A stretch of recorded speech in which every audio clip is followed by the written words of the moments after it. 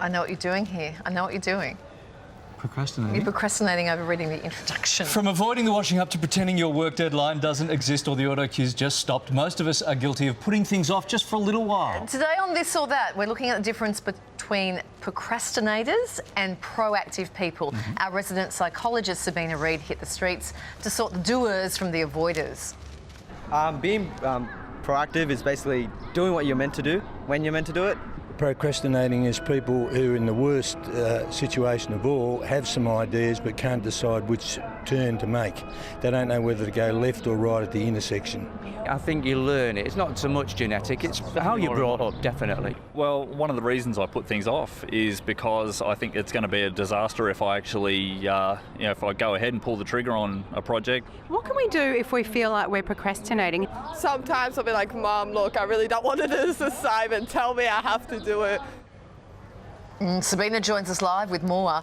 We all put things off sometimes, right? But how do you define procrastination? It's true. We need to normalise this behaviour to a certain degree, Kylie, but procrastination is defined as making a conscious decision to put off what we know is important for no valid reason in prioritising something of lesser importance despite knowing that there will be negative consequences to the decision we've made. Well, what do people tend to procrastinate about and what kind of excuses? Because there's some fantastic excuses out there. So, of course, the dog always ate my homework, but we know that we procrastinate around relationships, around our health, around our work, our careers, all facets of life we procrastinate about. And some of the excuses we tend to give ourselves include, I'm too tired to do it now, I don't feel ready to act quite yet, I still have uncertainty, so I'll put it off. I've got something more important to do before I attend to this task. So there's no shortage of excuses we give ourselves. Well, if we recognise it as being unhelpful, and we know the consequences because we've all put things off and then had to rush to do something to get it done, why do we keep doing it when we know it's the wrong thing to do? Although we recognise unhelpful consequences to our decisions, we keep doing it because we are bound by unhelpful rules and assumptions. So those might be rules that we live by that make no sense at all, really. I need to be in charge. A really common one is life's too short to do boring things, so I don't want to do boring things.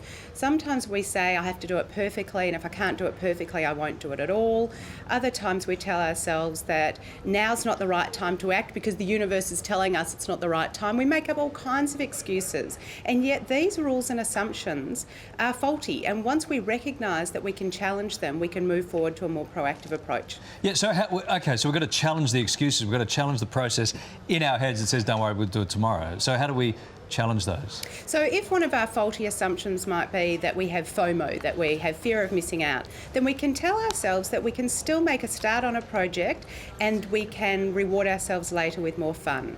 Sometimes it's easy to start with, it's preferable to start with the easier tasks. Some of us find it better to start with the harder task. So we have to find out what works best for us. But really the rule of thumb of moving out of procrastination and towards proactivity is just to make a start, to acknowledge that the excuses that come up create uncomfortable feelings like resentment or fear or uncertainty within us. And really that's what we are trying to avoid. So there's a difference between avoiding the task that we think we need to do and avoiding the discomfort that comes up when we think about the task.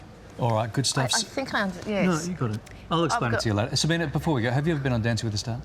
I have not, but I do like to... Stop procrastinating. You do love a sparkle. Thanks. We just need Thanks, to... For kids and doing assignments and homework, procrastination is huge. I need advice to do that. Yeah, put it off long enough, kids, Mum will do it. It's fine. Sabina, well, no, thank you. That won't help, Kylie. Don't do it for them. I don't. I've got more important things to do. We'll get back to you about that one another day. You've got more important things to procrastinate about. We're taking you to the movies in the comfort of your own lounge chair as we review this week's new home releases.